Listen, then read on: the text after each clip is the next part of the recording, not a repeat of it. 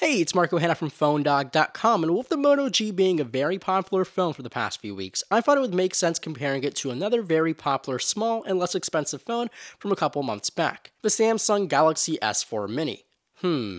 I remember all the buzz about the S4 Mini when we saw the leaked photos, and I thought it would make complete sense comparing these two devices against each other. So let's see how these two compete in this full dogfight of the Motorola Moto G and the Samsung Galaxy S4 Mini.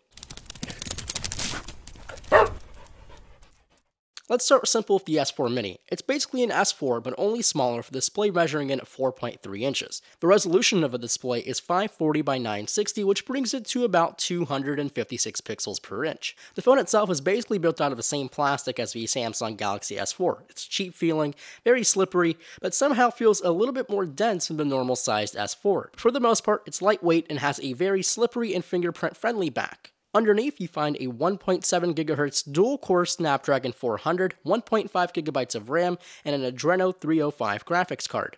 The camera is an 8-megapixel sensor capable of taking 1080p video, and the phone runs Android 4.2 with TouchWiz. The Moto G is a bit bigger than the S4, measuring in with a 4.5-inch display and a more pixel-dense 1280 by 720 resolution and 326 pixels per inch. The display is noticeably sharper. You also find a 1.2 GHz quad-core Snapdragon 400, 1 GB of RAM, so basically slightly more powerful hardware than the S4 Mini, and the same graphics card. But sadly, that's where things will stop looking good for the Moto G. The camera is only a 5-megapixel camera, only capable of shooting 720p video. The phone, while it feels better in the hand than the S4 Mini, has been constructed out of plastic, and unlike the Moto X, the back cover is actually replaceable, which is actually a good and a bad thing.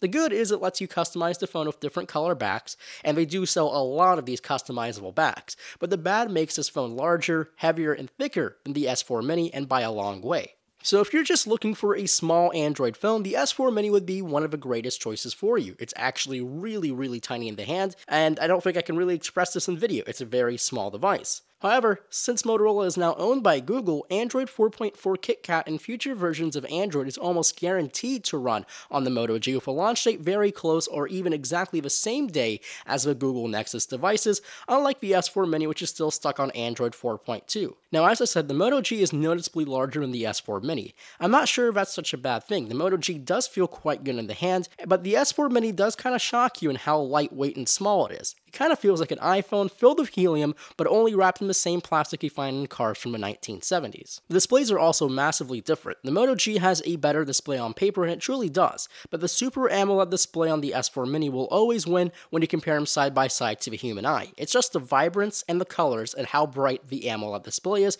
compared to the IPS LCD. Take them outside, however, and the Moto G will triumph on top of its IPS LCD display and Retina display meeting pixels per inch. The IPS display was obviously better in direct sunlight.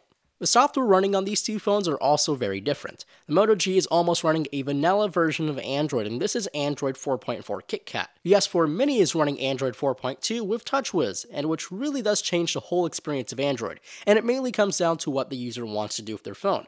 TouchWiz may seem clunky and weird to some, yet feel modern and colorful, while the mainly plain Android experience on the Moto G may feel rather boring, or to me pretty worry-free. And even with features like S-Voice or Google Now, I feel that the Moto G just gives a better experience.